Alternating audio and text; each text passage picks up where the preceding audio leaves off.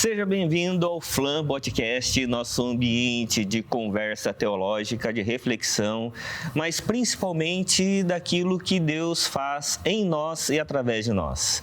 Hoje nós estamos muito felizes por receber o pastor Luiz Saião, um grande amigo, colaborador ali na Flam, nas consultorias, nas dúvidas que a gente tem, nos diálogos. Ele sempre está ali pronto a nos ajudar. E sempre com o Vitor Fontana. Tudo bom, Vitor? Tudo muito bom, melhor agora. E na sua pessoa, quero agradecer a comunidade da Vila, que nos recebe hoje por aqui o nosso podcast. Então, desde já, muito obrigado a você, ao Conselho da Igreja. Sou eu quem agradece.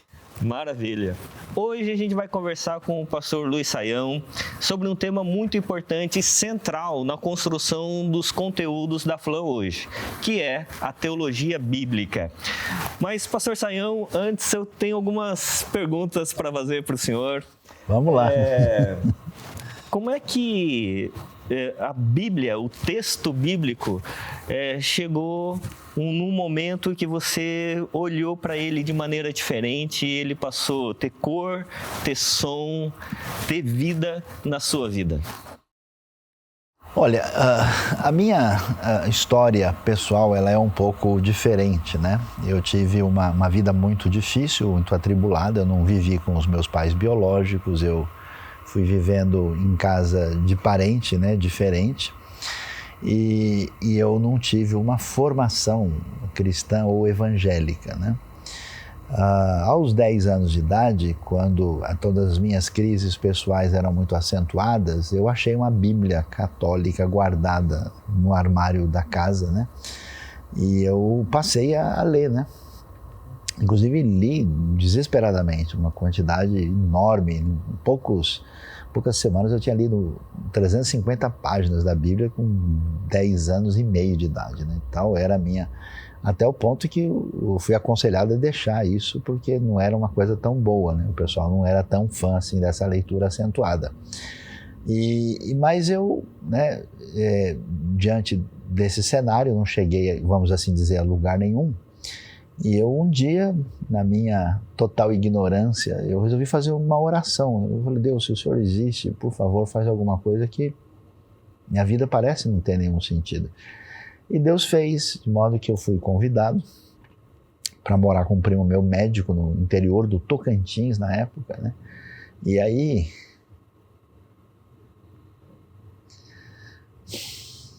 debaixo de uma mangueira, em junho de 1975, eu comecei a cantar cântico de salvação para criança, porque esse meu primo, a esposa dele era convertida, inclusive era de família presbiteriana, e eu comecei a dizer que é tão fácil de entender, tão claro como a luz, em meu lugar para me salvar, Jesus morreu na cruz, né? Mesmo um menino pode crer que ele é um pecador.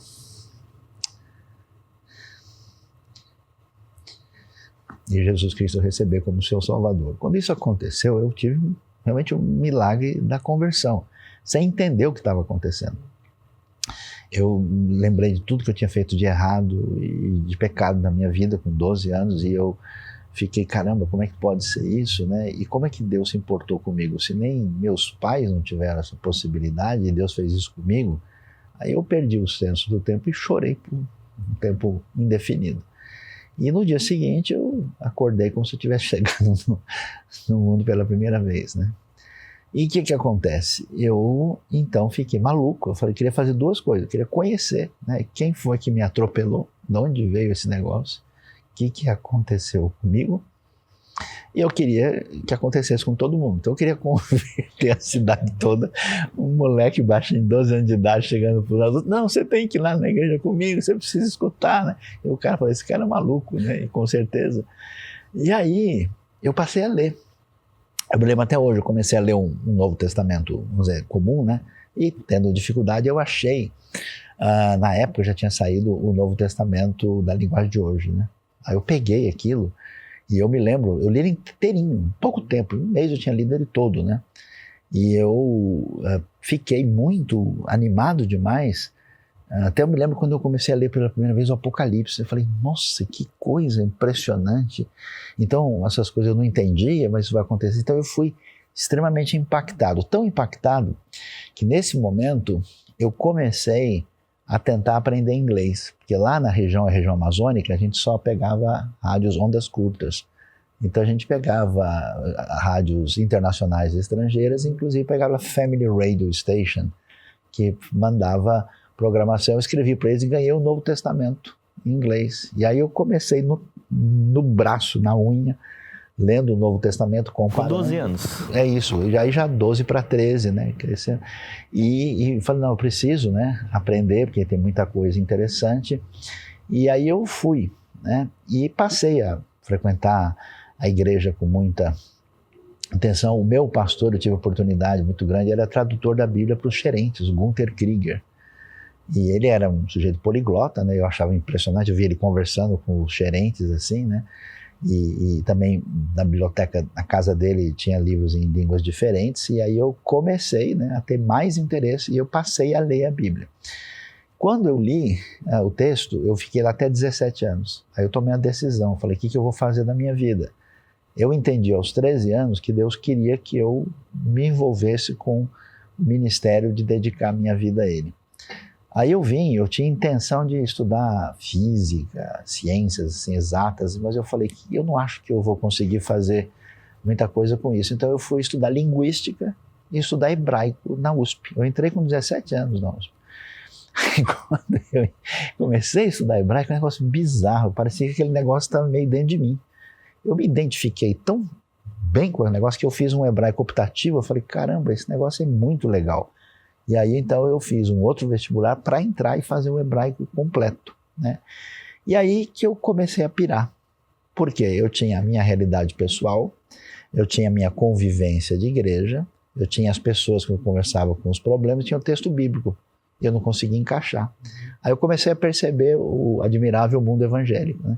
Então tem o pessoal que diz isso, o outro diz isso, esse aqui fala mal daquele lá, esse negócio aqui, não, mas tem a liberdade humana aqui, tem a soberania divina aqui, não, tem o pessoal que é avivado, tem o pessoal que é tradicional, tem...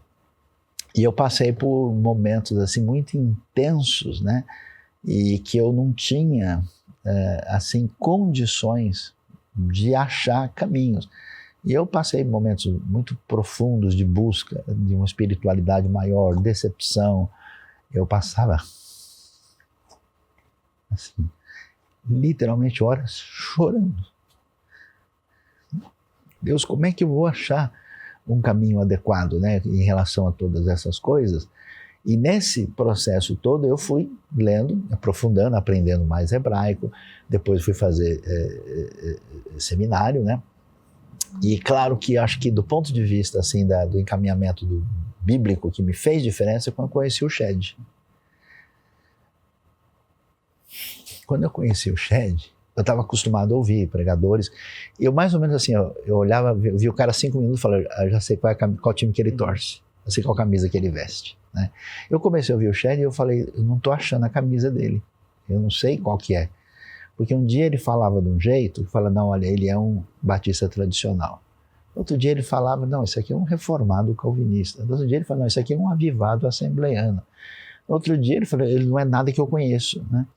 E aí eu comecei a ver, não, ele simplesmente mexe no texto, passo por passo, apresenta o pano de fundo, mostra o que está acontecendo lá. E aí me impressionou muito também 2 coisas. Um era que era, vamos dizer assim, a vida piedosa dele, né? Eu vi o Shed fazer coisas assim que ninguém nunca viu. E escondido, sem ninguém saber. E também eu vi que ele um dia estava na igreja presbiteriana, no outro dia estava na Assembleia de Deus, no outro dia estava numa comunidade, no outro dia estava na igreja metodista. Eu falei, caramba, todo mundo com quem eu conheço é extremamente bairrista, né? E assim, a Bíblia perdeu a sua posição, a pessoa já tem, né, uma pré-definição, e todo mundo que é um pouco diferente recebe um empurrão, chega para lá. E eu falei, o Shed não é assim. Aí eu comecei eu me lembro, um dia eu fui na casa dele, fiz um monte de perguntas e pedi, né, como é que eu fazia. Aí eu comecei a ter interesse, e aí quando eu fui fazer meus estudos para teologia, eu fiz muito de grego e hebraico no original. e disso. E aí, com isso, e mais tarde, eu tendo a possibilidade, o privilégio de lidar com a tradução da NVI, que era ficar 8, 10 horas por dia em cima do texto original, cercado de comentários exegéticos, eu comecei a falar, esse negócio aqui não é bem assim como o pessoal diz, olha, aqui tem outras coisas que ninguém nunca pôs na mesa, né? Olha, aqui tem outro... E assim, eu acho, sinceramente, que eu não fiz muita coisa, o máximo que eu fiz foi atrapalhar, né? Mas Deus, de alguma maneira, pela sua misericórdia, abriu um caminho que aos poucos eu não só fui achando a Bíblia, e acho mais importante sendo achado por ela. E aí, então, por isso, realmente eu tenho uma empatia, assim, muito significativa com o texto bíblico, e depois de tantos anos e exposto a todo tipo de pensamento crítico, eu tenho uma admiração profunda, assim, pela sabedoria incrível que você encontra por trás do texto quando ele é lido de uma maneira em que ele pode falar com sintonia com a gente. E como é que é a vida cotidiana? O senhor é um estudioso da Bíblia, uma das referências no Brasil, na América Latina, no mundo. Mas como é que é a sua vida devocional com o texto? Então, eu não sou uma pessoa muito, assim, encaixável nesses padrões, assim. O pessoal acha que eu sou espiritual, mas é puro engano. Eu sou gente normal, como qualquer pessoa, e não tenho nada a oferecer sobre isso. O que acontece comigo, eu já fiz muito isso, né? De pegar e falar, não, olha, eu vou pegar tal livro, vou fazer uma sequência. E até, sim, mas eu diria que eu não funciono exatamente debaixo desse negócio. Eu sou uma pessoa que geralmente sempre acordou às 4h30 da manhã. E aí eu digo para você que, às vezes, eu começo, assim, num momento esse ou outro, né? Porque, assim, é bom que não tem ninguém, tá todo mundo quieto, dormindo, porque eu me incomodaria de fazer uma coisa assim na frente das outras pessoas, né? Então eu começo, às vezes, ouvindo músicas. Tem um negócio muito interessante que fez parte da minha vida, que é cânticos bíblicos cantados, mas a letra do texto. Que foi um grupo, David e Gail Garrett, da Nova Zelândia.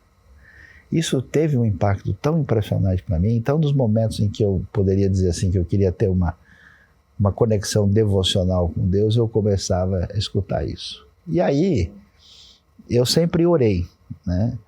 E oro, mas assim, eu não entendo bem como funciona esse negócio de oração.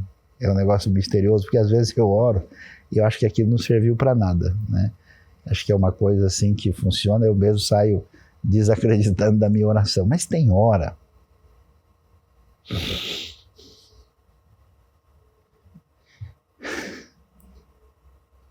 eu não tenho controle sobre isso. Tem hora em que, assim, a gente é visitado por Deus. Então, aí eu acho que é aquele negócio de Judas, de orar no Espírito.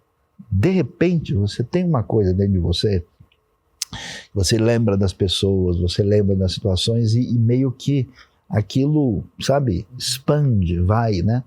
E atua assim. Então eu tive até algumas experiências na vida que eu considero realmente fora da caixa, né? Por exemplo, um dia eu estava em Jerusalém e eu estava com um grupo de igreja chinesa do Brasil. A gente foi lá e tal, e tinha um grupo chinês e outros, era um grupo mesclado de gente de todo tipo. E aí, cara, eu vou lá no quarto para tomar um banho, preparar para jantar e me veio um negócio de começar a pensar na China. E na China, quantos milhões de pessoas, não sei o quê. E eu falei, cara, eu tô ficando louco, é a síndrome de Jerusalém, eu tô xarope, já era, né? E eu comecei no coração a orar por isso. Quando eu desço, aí eu encontro o pastor Shen na ocasião, ele vira para mim e fala, olha, encontramos um grupo da China aqui. E eles estão tão impactados com a visita, a viagem aqui, que tem uma pessoa que quer batizar. E a pessoa que é de lá, ela quer ir no nosso estudo hoje à noite. Tudo bem? A mulher foi. E aí eu dei o estudo, e no final das contas, eu ia falar com ela, ela saiu antes, eu achei que ela tinha indo embora, passaram 2 dias depois, eu estou num hotel que cabia 900 pessoas, com um salão gigante, eu dou um passo para trás, eu bato com ela, eu viro, eu achei que a mulher já tinha ido embora. Aí eu converso com ela e falo, por favor, ajude a China. A gente não tem material, não tem estudo. Por causa disso surgiu o Rota em Chinês.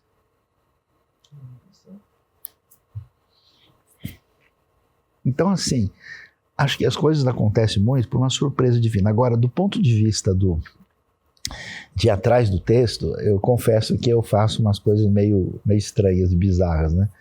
Porque tem uma coisa que mexe comigo, né? Falei, caramba, como é que Amós está falando esse tipo de coisa? Como é que é? Aí eu fico doido, né? Aí eu vou ler um artigo aqui, corro lá, pego um comentário, eu pego, assim, certos elementos que chamam a atenção e que estão significativos, e aí eu vou atrás e bebo daquilo até eu achar que deu para matar a sede. Então, assim, eu peço desculpas, porque eu não sou nenhum tipo... As pessoas que gostam de mim, são minhas amigas, eu não sou nenhuma referência de espiritualidade. Eu não sou aquelas pessoas, não, olha, agora eu passo... o Saião vai ficar 4 horas estudando. O Saião levanta, deve fazer 1 hora de oração de manhã. Então, às vezes, Deus, na sua bondade, me permite, né, que eu tenha momentos assim. E às vezes eu passo um dia normal, levanto, vou comer, vou embora e nem faço oração. Professor, o senhor estava comentando a questão da piedade, dessa coisa do texto bíblico e da maneira como às vezes ele nos prende, às vezes detalhes do texto bíblico. Eu tinha um professor que dizia que é como caçar coelhos. Vitor, você não é eficiente para escrever artigo, porque quando você está ali caçando o que você tem que caçar para escrever o artigo, você vê um coelho saltitando, você vai atrás dele.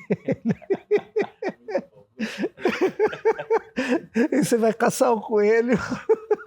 E eu sei que isso, quando você estava falando sobre essa questão de repente o texto te sugar e você vai para o comentário, para um artigo acadêmico e tal, eu me identifico muito com essa... Então, mas você sabe, assim, né, fazendo um contraponto aqui, às vezes é o coelho e às vezes é o diamante, às vezes não tem coelho, é o elefante, entendeu? Então tem coisa que você fala, caramba, achei, esse é o ponto do negócio. Quer ver um exemplo disso?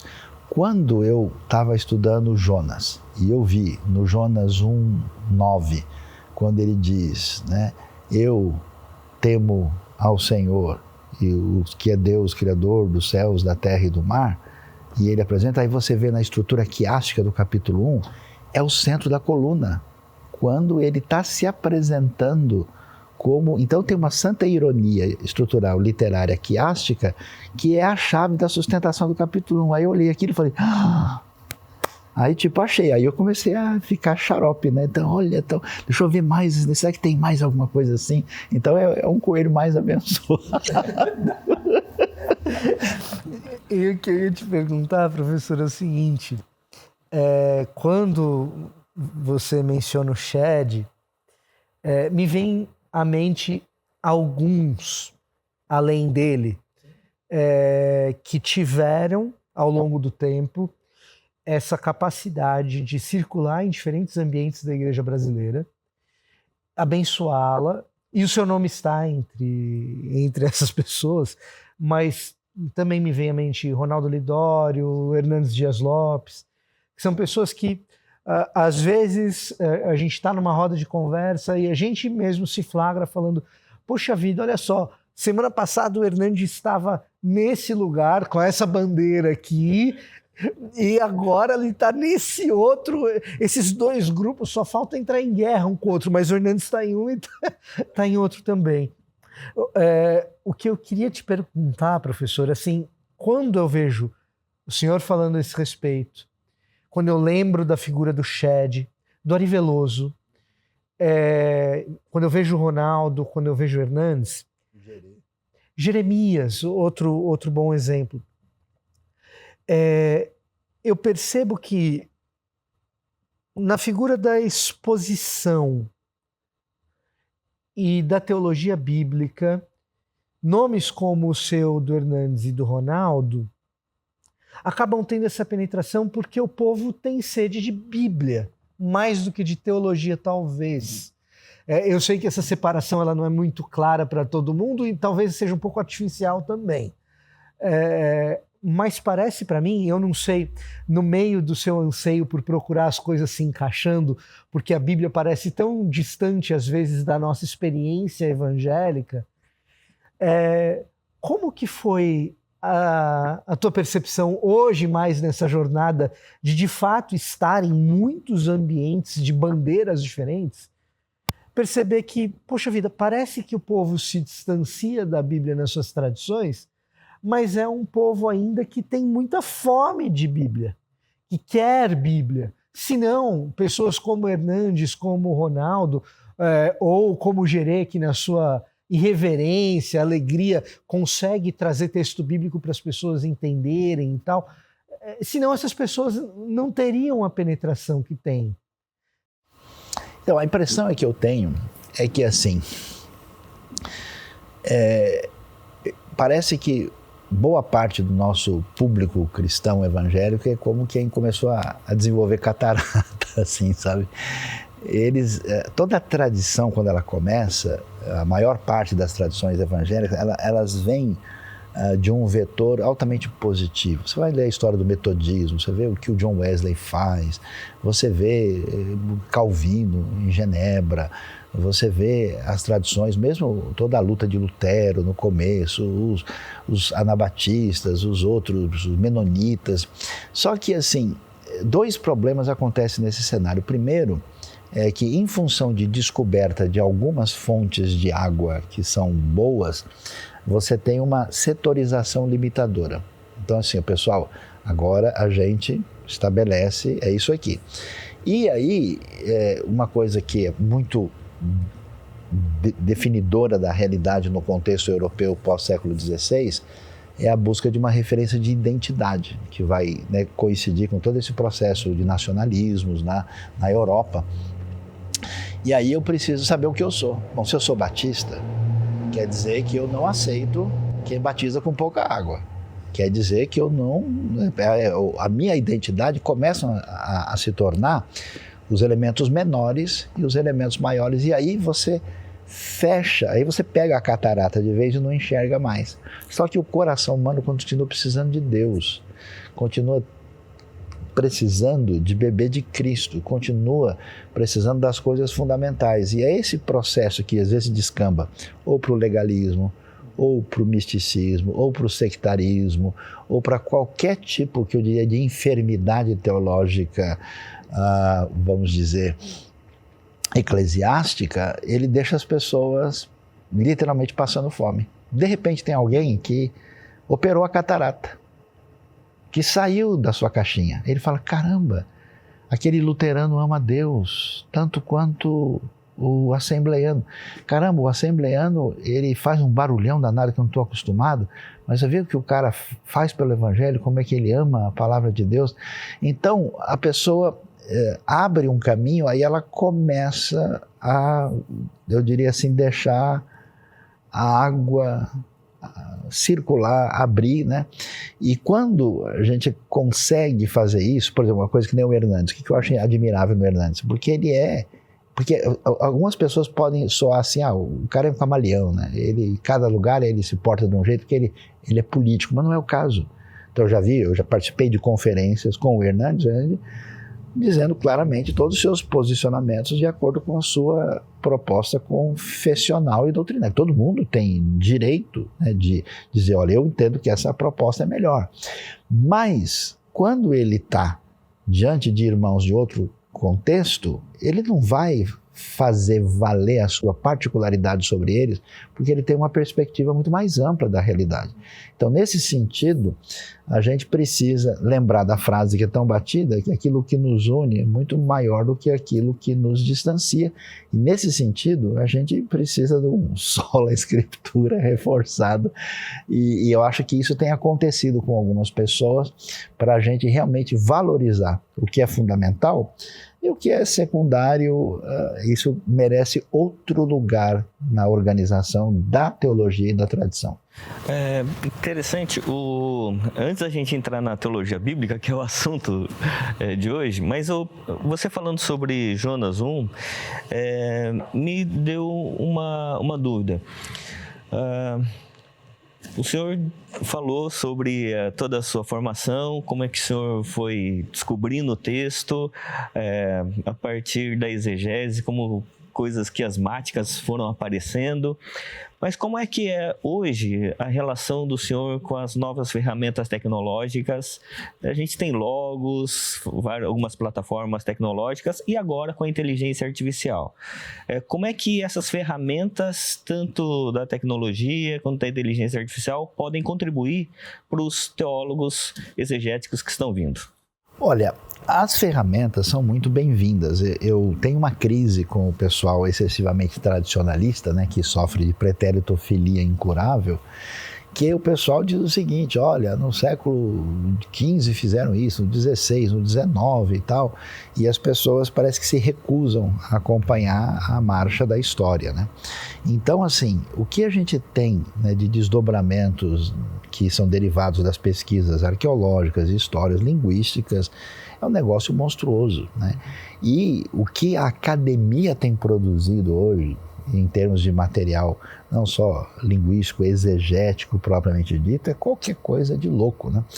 Só para citar, né, eu me lembro como eu caí o queixo quando eu conheci a Theologische Reale Enzyklopädie na feira do livro de Frankfurt Buchmesse, né? Os caras fizeram, em pouco tempo, uma enciclopédia teológica de 40 volumes, cada um tem 1000 páginas. Coisa de louco, né? O artigo sobre o Egito tem 80 páginas, é um livro. Então, assim, você vai olhar, né, todos os detalhes, né, os dicionários teológicos recentes, linguísticos, muito importantes para a exegese, como o Louw-Naida do Novo Testamento para a questão, né, de domínio semântico da língua, o material exegético do Bautz Schneider, que a Erdemas publicou em inglês e também veio do alemão, Boteweg e Hingren, um negócio desse tamanho gigantesco, né? Então todo esse material, hoje você tem à disposição nesses grandes plataformas como Logos, né, e outras paralelas, que permite que você faça a pesquisa de maneira muito mais eficiente, mais adequada, achando, conectando, procurando por palavra, por frase, por tema. Então, são coisas muito valiosas, importantes e significativas, né?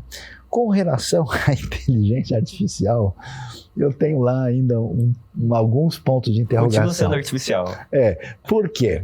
Porque eu tenho a minha própria peculiaridade, o meu próprio jeito de ser. Então, nessas minhas pessoas que fazem pesquisa comigo na internet, cada hora sai uma coisa diferente. Inclusive, eu fui denominado como um dos principais teólogos calvinistas do Brasil, um dos principais teólogos arminianos ao mesmo tempo. Isso é maravilhoso. É um dispensacionalista milenista, né, professor? Muito bom, muito bom. Esse aí é pró-tribulacionista, ele quer ver confusão, né? Aí eu vi o negócio, né? E eu falei, caramba, né? Então algumas pessoas fizeram coisa artificial a meu respeito, me mandaram. Eu achei engraçado, porque a inteligência, ela trabalha em cima de dados disponíveis. Então, a ferramenta em si é interessante, né? Inclusive eu conheço missão assim que usa, e eu vi até fazer e fez muito bem feito. Se colocarmos na base de dados adequada, sim, e trabalhar em cima disso e depois dar uma boa revisão e ajustada, acho que a gente tem condição, mas não pode, porque o meu receio, com todo respeito, né, eu vou falar mal um pouco do nosso povo assim. Eu recebo gente direto falando, especialmente no sábado, que o cara vai pregar domingo. O que diz o texto tal, né? E pedindo assim, tipo, porque o cara tá fazendo sábado às 10 da noite, ele tem que falar domingo de manhã e tá, né? Então imagina com muita gente nossa que deixa as coisas para a última hora, não vou dizer de que país eles são, né? Esse pessoal com inteligência artificial, o cara vai lá e joga um negócio e sai amanhã ele prega. Aí fica complicado, não dá para ser assim. Não, maravilha. Uma coisa, professor, nessa coisa das ferramentas que eu acho que é às vezes bom salientar, é que a gente não pode depositar na força da ferramenta a sabedoria do ser humano. A sabedoria do ser humano é uma coisa, a força da ferramenta é uma outra. E a gente ter a força da ferramenta é extraordinário. Agora, mesmo quando a gente fala dos dicionários, das enciclopédias, dos comentários, coisa que a gente tinha tanta dificuldade de ter acesso 20 ou 30 anos atrás. Eu lembro quando a minha primeira aula de seminário foi com o Saião, um intensivo de Levítico. Eita! Uau, né? Não sarou até hoje. Tá vendo só o que aconteceu, professor? Quando me criticarem, eu vou falar que o senhor que é o responsável. Mas, e eu lembro a época de eu ter ficado fascinado com aquilo e falado assim, poxa, eu tenho que ir atrás de um comentário de Levítico para valer. E o que na época foi possível para mim era do Gordon Wenham. Da coleção da Vida Nova lá. Eu comprei o que hoje tem traduzido em português. Na época era o New International Commentary of the Old Testament. Isso, que a Vida Nova tinha o Harrison, mas era menorzinho. Era o pequenininho Harrison da Vida Nova, exatamente. Aí eu fui lá e comprei um volume da Amazon que chegou 2 meses depois que a disciplina já tinha terminado. E pensei assim, nossa, que privilegiado que eu sou, que hoje eu faço seminário e eu posso comprar um livro estrangeiro num site estrangeiro e chegar aqui no Brasil, né? 20 anos atrás um aluno não poderia ter isso.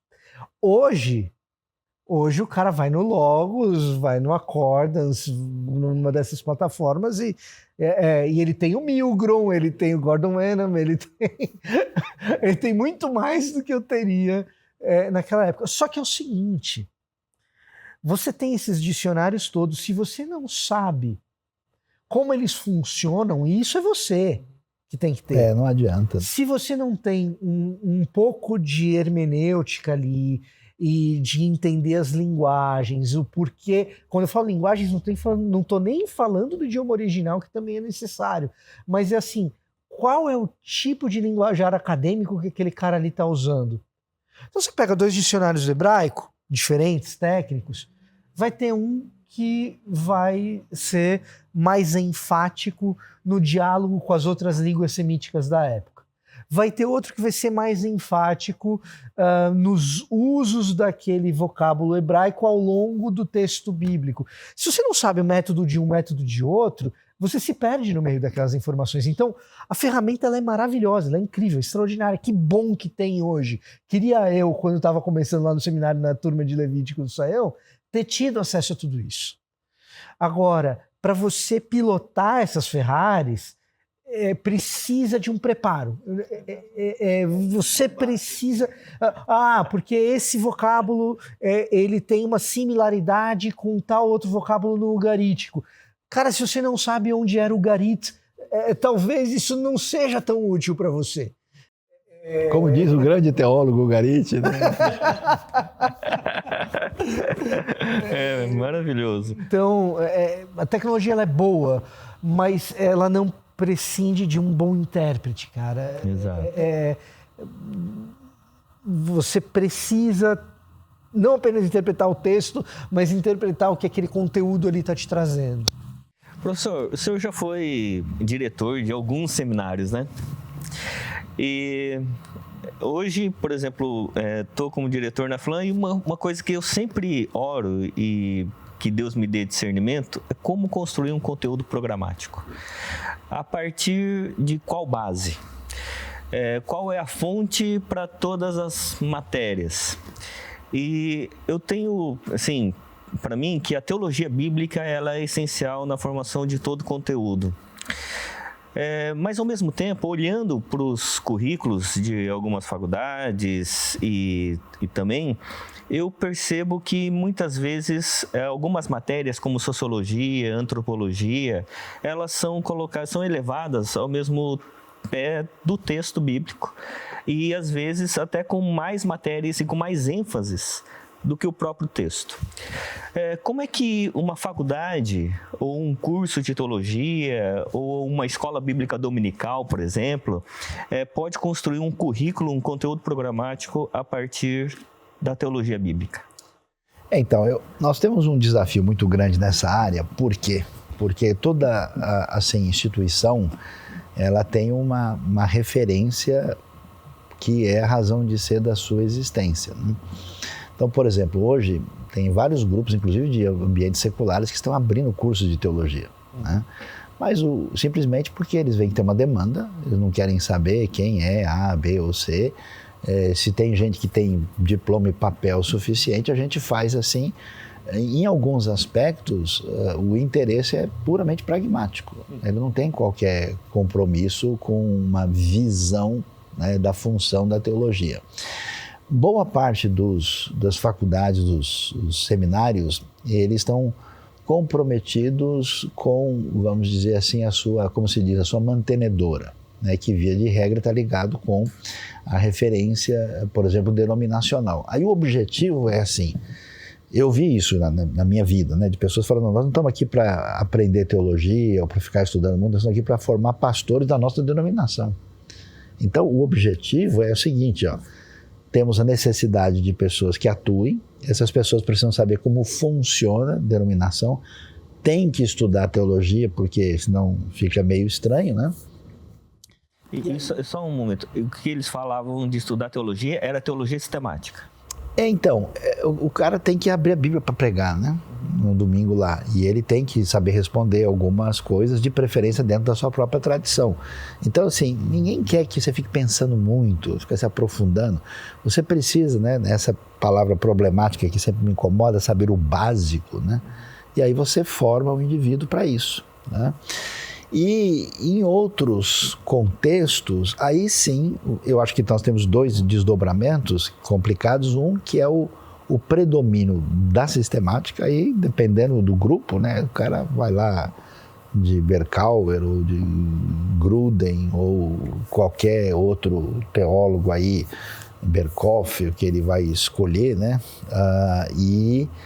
e aí você tem, eu diria que é a proposta, né, porque eu nem vejo as faculdades estudando teologia com profundidade, sinceramente. Então, por exemplo, você fala para o cara, escuta, o que você acha dos teólogos da igreja ortodoxa, do ambiente da Europa Oriental? O que você pode dizer sobre os pais capadócios? Qual é a teologia da latinidade medieval? Ninguém sabe dessas coisas, raríssimo isso. Você estuda assim, aquela coisa meio limitada e uma sistemática meio padrão, onde você amarra e limita as coisas. Então, ou vai, porque eu acho que é mais um caminho dos ambientes mais tradicionalistas, ou a onda secular, que fez o seguinte, na verdade, a teologia ela tem um papel multidisciplinar entre as diversas humanas. Então, é filha de uma perspectiva fenomenológica que eu acho que está deslocada de lugar aqui nesse contexto. E aí você faz a teologia meio que ressoar os pontos fundamentais que vêm de uma determinada filosofia, da perspectiva da sociologia, da psicologia. Então, alguns grupos, algumas escolas ou instituições começaram a ser assim, quase que um curso de ciências humanas aberto para discutir com o sagrado. Entendeu? É quase assim, mais Mircea Eliade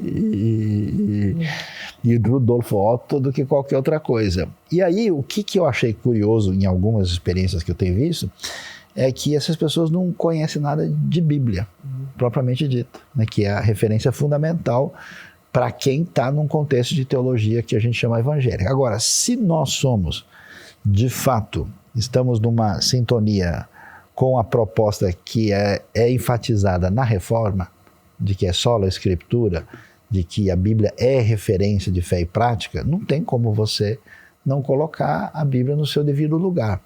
Os outros temas são importantes? Sim, eu gosto demais de filosofia, eu tenho lido de tudo na minha vida, mas assim, se a gente quer pensar em como eu devo lidar com a realidade de Deus, com a realidade da vida humana, com a realidade da situação de fracasso, de queda humana, e de redenção e de salvação, aquilo que é a proposta bíblica macro, né?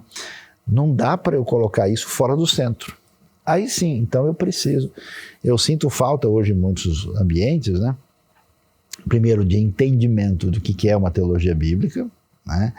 Do valor da exegese de beber dos textos originais e até mesmo, né, de estudar livros mesmo com intensidade teológica, porque foi uma experiência muito boa que eu tive na minha vida, né?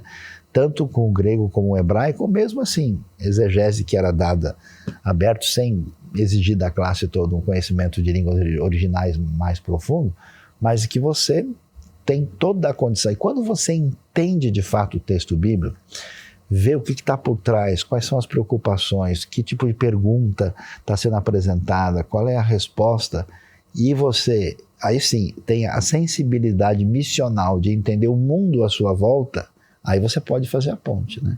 Então não dá para você abrir mão de estudo bíblico aprofundado, de devoção e piedade e de missão. Maravilha. Ouvindo o professor falar, eu estava pensando que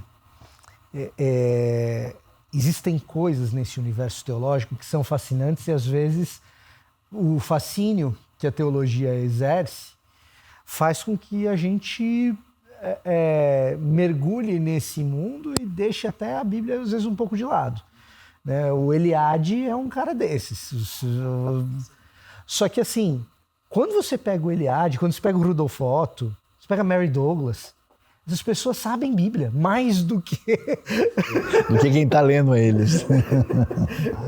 E aí, a minha tentação é de não ser muito pejorativo, de dizer assim, olha, os pais da Capadócia, Francisco de Assis, os pais do deserto, fascinantes que são, Lutero, fascinantes que são, que me perdoem, porque diante da Bíblia...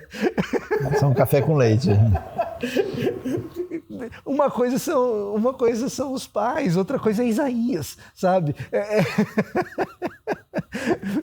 E às vezes a gente acaba perdendo um pouco da riqueza do texto bíblico, porque essa riqueza, ela exige um grau de tempo e dedicação que é, de repente, você ter repertório suficiente para chegar em Jonas 1 e saber o que é uma estrutura quiástica. Exato, não vai ver nada. Né? Saber o que é uma estrutura quiástica. Esse fascínio por Jonas 1 que o professor teve, eu me lembro de lendo Bruce Waltke comentando Torre de Babel, Gênesis 11, eu olhar para aquilo e falar, não é possível que o cara lá no Antigo Oriente Próximo, sem energia elétrica, sem computador, que o cara produziu algo de tal requinte literário, da complexidade que isso daqui, que o relato de Babel tem. Que o relato de Babel, ao mesmo tempo, tem paralelismos e estrutura quiástica. E aí, para quem sabe do que é o paralelismo e estrutura quiástica, mas como que o cara... Quem não sabe tem que estudar na FLAM ou numa outra faculdade boa. Pronto, né? Mas é isso. Agora, me parece também, eu não sei se se eu vou te jogar numa sinuca, professor. Mas, opa, vamos lá. Mas me parece também que existe algo que é acessível para quem não conhece os idiomas originais, para quem não passou por uma escola de hermenêutica muito extensa. Existe algo de fascínio no texto bíblico que é acessível para o cristão leigo comum, pelo qual a gente poderia começar na introdução teológica, que é a conexão da grande narrativa, que é mostrar para as pessoas que existe uma coerência de Gênesis até Apocalipse, que existe uma história a ser contada, e essa história, quando ela é corretamente contada, quando a gente explica para ela, por que Jesus ressuscitou? Qual que é o sentido de você colocar a ressurreição no centro do negócio? E que isso a pessoa não precisa ter essa minuciosa base de repertório para ser capaz de captar, e que muitas vezes a gente se perde nas confissões que são importantes, a gente se perde na estrutura teológica. Essa teologia sistemática que o professor estava trazendo, no fundo, ela é uma introdução à teologia. Esses livros que a gente chama de teologia sistemática é a introdução à teologia. E a gente fica nisso, e me parece que a gente poderia, de repente, começar por, olha, deixa eu te mostrar como esse livro que você tem na mão faz sentido de capa a capa. E isso daqui dá para fazer? Eu acho que faz sentido. Acho que é muito importante essa sua palavra, porque senão a gente caminha para uma espécie de gnosticismo elitista. Não, se o cara não estudar 1 milhão de coisas, ele nunca vai poder ler a Bíblia. Então o cara desanima e fala, não, olha, então deixa, né? Eu vou cair no obscurantismo total. Então o que eu gosto de dizer muitas vezes a pessoa é o seguinte, fala, escuta, você precisa ser doutor em medicina para ter saúde? Não precisa. Então, se você tem alguém que estudou, um orientador, por isso que na igreja a gente tem aqueles que devem ser pastores, mestres que se prepararam para direcionar, você tem um médico que te orienta, então você não precisa saber se isso aqui é dipirona, se você está com ácido clorídrico, não sei das quantas, tal, elevado, e então você tem, e você pode ir numa farmácia comprar um remédio sendo completamente leigo em química, em medicina, mas sendo bem orientado. Então, nesse sentido, por incrível que pareça, acho que eu acho impressionante na Bíblia, que apesar de a gente ter todo um caminho de profundidade, vamos dizer assim, o caqui gostoso, ele é simples. Ele é básico. Então, quando você descobre que Zaqueu, puxa vida, o cara, ele era um chefe dos cobradores de impostos para os estrangeiros. E o cara ganhou um dinheirão de maneira indevida, ele buscou a solução nisso. E aí ele não consegue. Aí ele ouve de Jesus, caramba, a ironia, Zaqueu quer dizer puro, quer dizer que ele vem de uma família religiosa. Cara, e aí ele vai lá, ele era baixinho. Então ele sempre olhou para as pessoas de baixo para cima, aí vem Jesus e conversa com ele quando ele olha de cima para baixo. E aí Jesus vai na casa dele, quer dizer, quando você vê as coisas mais legais, elas estão disponíveis e são perceptíveis. Agora eu acho, assim, que eu tentando aqui ampliar os horizontes, eu acho que essa questão é interessante porque vivemos na cultura pós-moderna fragmentada, onde as pessoas não têm noção da conexão. Quando a pessoa apresenta, gostei da expressão, a grande narrativa, né? Essa conexão para ver, olha, a palavra divina, a mensagem, a trajetória bíblica faz sentido, sim. Mas eu gostaria de sugerir, acrescentar, que além, digamos assim, do grande buffet, teologia tem que ser falar de comida, né? Aprendi com os chineses, né?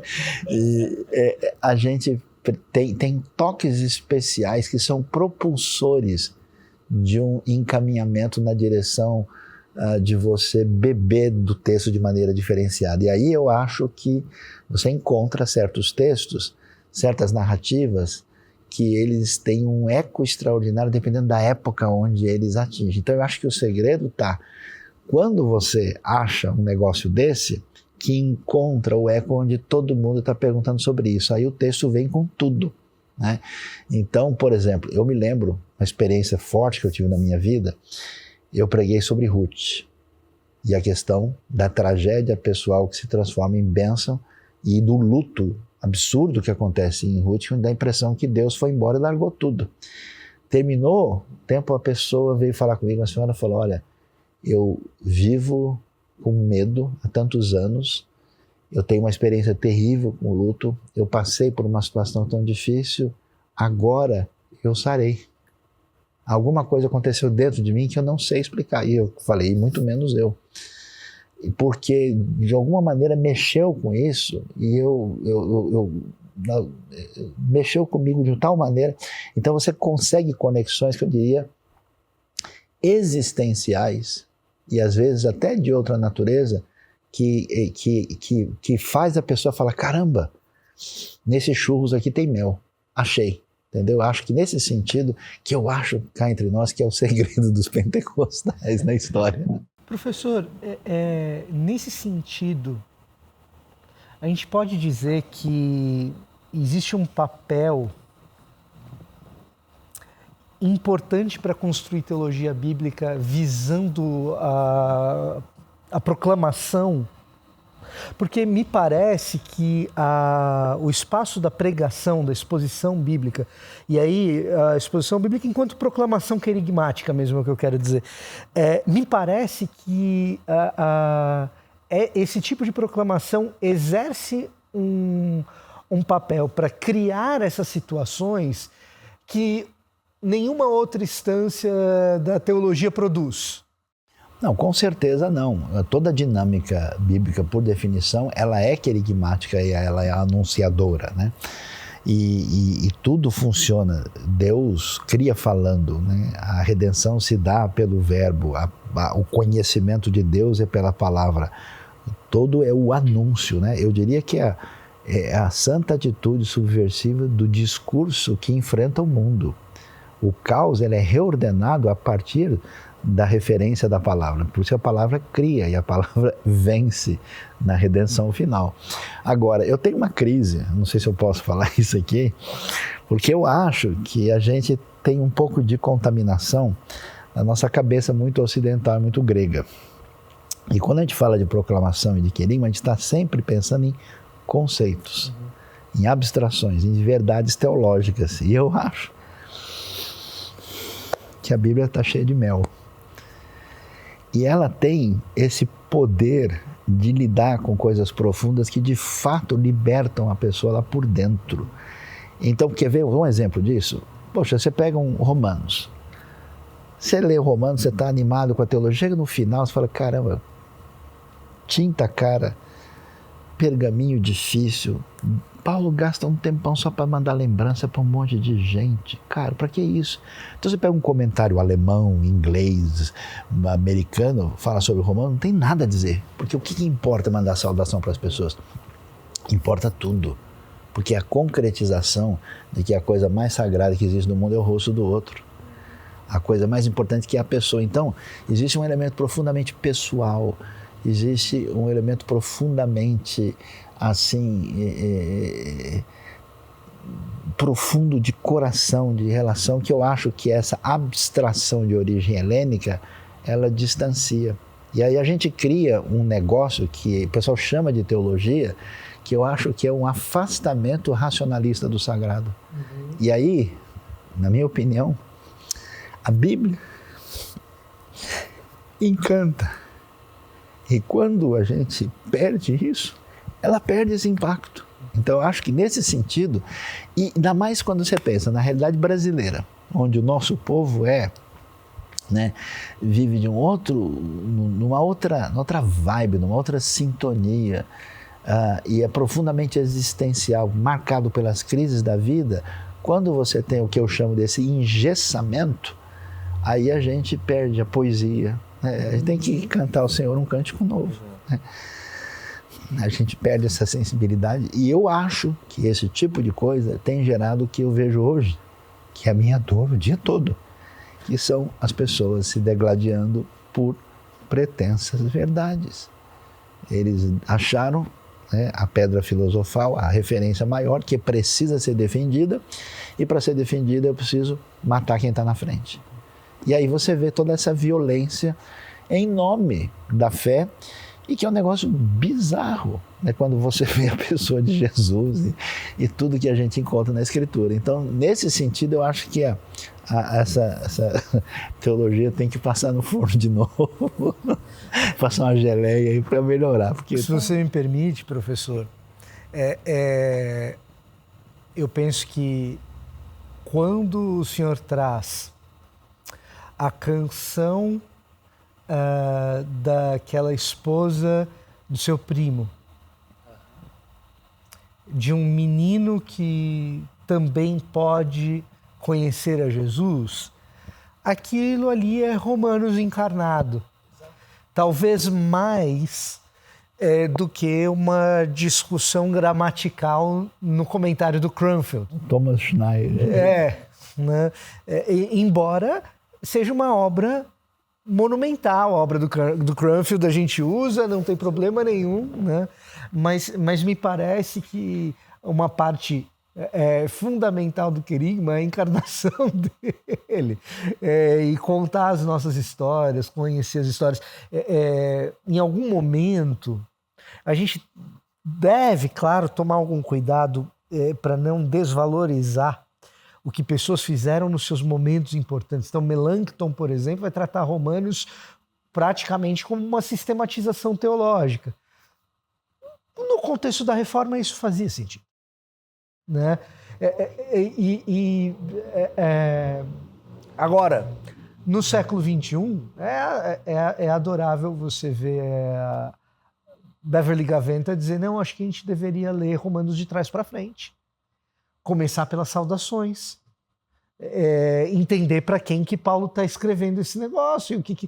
Quando você começa a entender os tipos de crises desse pessoal que Paulo está saudando em Romanos 16, lê Romanos 15, lê Romanos 14, talvez fique um pouco mais claro porque que ele começa falando de pecado do jeito que ele começa, né? E aí Paulo fica um pouco mais fascinante, eu acho, para aquelas pessoas que são detratores da teologia paulina, simplesmente porque foram apresentados a um Paulo dogmático o tempo todo. Se a gente apresenta o Paulo missionário e pastoral a elas... Mas é que tá, se a gente for fazer o trabalho da gramática e da sintaxe da literatura direitinho, a gente vai chegar nesse ponto. Não tenho dúvida. Entendeu? Eu acho que a gente está com um óculos meio filosófico emprestado de tradições e de certas propostas que tiveram pertinência no seu tempo, né? E no zeitgeist que já foi, e aí a gente acaba não conseguindo digerir. Agora, pensando nessa questão, né, de como que o texto nos afeta, como que a teologia bíblica tem ponto central, tanto na formação de um conteúdo de uma faculdade, como na nossa vida, me parece que à medida que as faculdades foram tendo superficialidade no texto, elas foram agregando ferramentas de comunicação para impactar as pessoas por meio da estética e não por meio da ética bíblica. Nesse sentido, para mim, a gente precisa menos atualizar o texto e precisamos aprofundar no texto. Com certeza. Eu acho que quem mostrou como a diferença fundamental foi o Tim Keller. Porque o Tim Keller, você vê, ele não criou nada, a igreja dele permanece como uma igreja histórica sem atrativos diferenciados, e ele trabalhou de uma maneira muito pastoral e bonita uma coisa que você vê, esse cara bebeu teologia bíblica, que ele está apresentando é extremamente fundamentado e saudável e com o coração pastoral. Então, uma das pessoas do mundo contemporâneo que eu passei realmente a agradecer a Deus pela vida dele, pelo legado que ele deixou, né? E quando, é o que eu digo, hoje você tem esse lance do gás, da Coca-Cola, né? De você fazer a máquina girar sem conteúdo nenhum. Uhum. Entendeu? A coisa, você simplesmente cria situações de efeito, as pessoas se veem envolvidas numa espécie de programação ou de uma liturgia energizante, mas aquilo funciona quase como uma catarse coletiva, sem nenhum agregamento nenhum. É diferente ser contemporâneo de entrar nessa vibe energizante vazia. E hoje está cheio de pessoas com técnicas de como você mexer com as pessoas e que não... né? Então tem gente hoje que entrou no mercado religioso com alta formação em marketing, alta formação, né, e até em business, e com nenhum conhecimento bíblico-teológico. Então isso é muito triste e difícil de O triste é que o tempo passa muito rápido, professor. O tempo passa muito rápido. Mas eu queria finalizar com uma pergunta. O texto afetou todos nós, né? Em um certo momento da vida, o texto passou a ter cor pra gente. Mas como é que foi para o senhor, que morava lá no interior de Tocantins, descobrir o texto, se encantar com o texto, se aprofundar no texto e depois levar muita gente para o ambiente onde os textos foram formados? Olha, rapaz, não faz pergunta difícil, por favor. Acho que uma das coisas mais malucas que eu tive na minha vida foi, depois de ter visitado em Jerusalém, o lugar do Pentecoste, uma semana e meia depois estar em Roraima e ver os indígenas celebrando a Deus. O que é aquilo, cara? Então, assim, eu vou falar uma coisa muito doida aqui. Eu não queria ir para Israel, nunca quis. Eu tinha receio, porque eu não gostava das pessoas quando vinham de lá. Não, eu trouxe areia, não sei de onde, pedra, né? Eu trouxe vidrinho com água do Jordão. Eu falei, esse pessoal é maluco, né?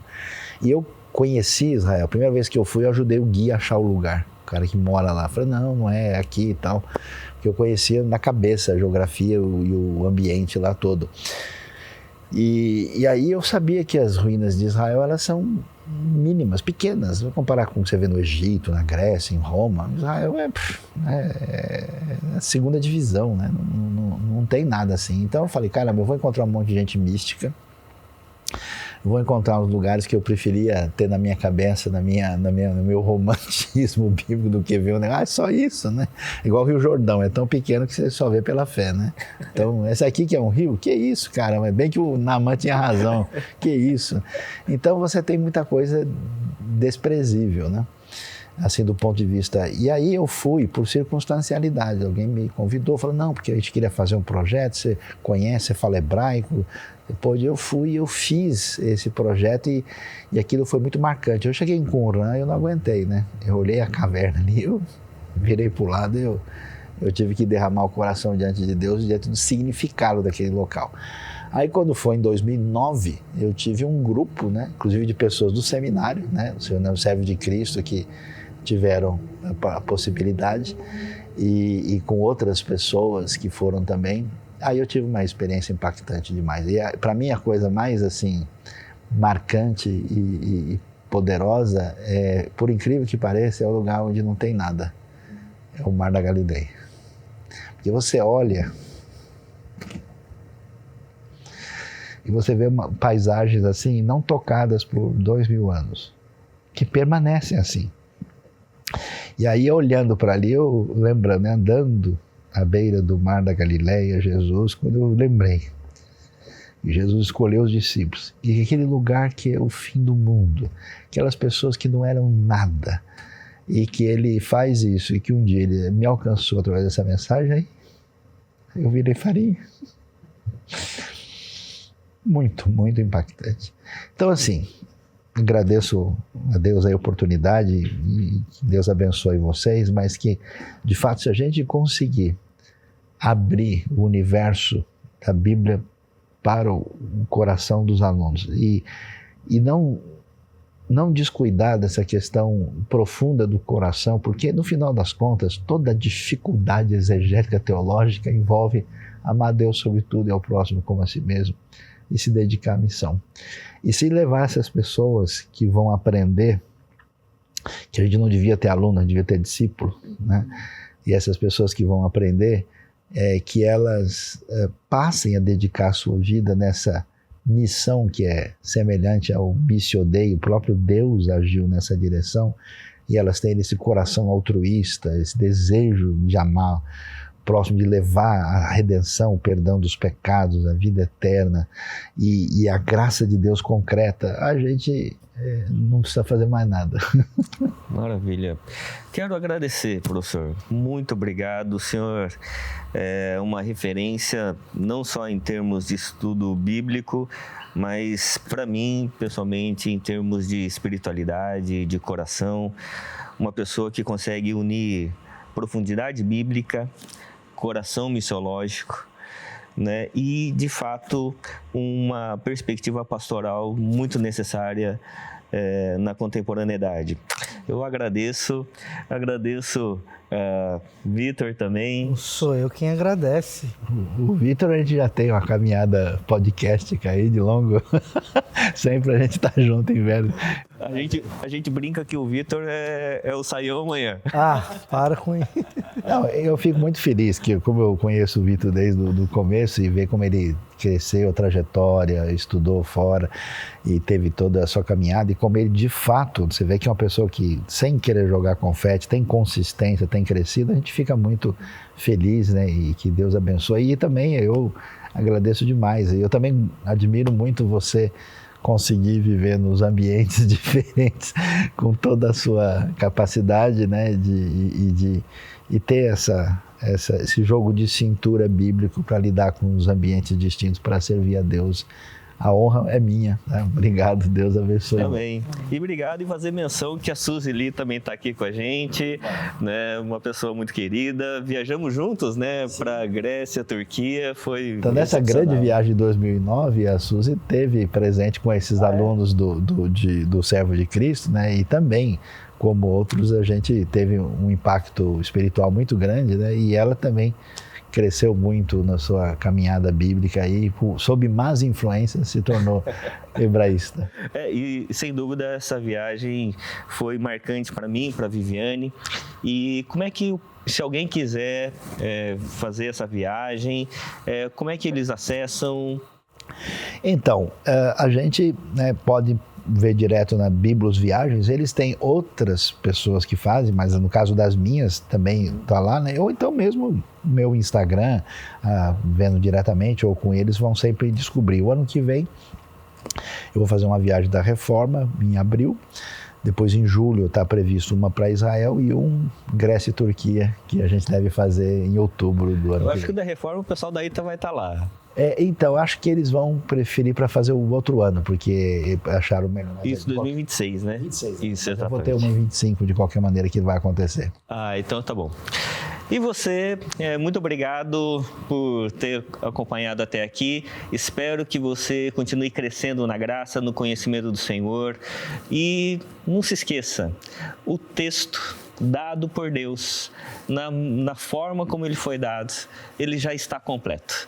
O que nós precisamos é aprofundar o coração no texto para que o texto nos leia. Deus abençoe, em nome de Jesus. Amém.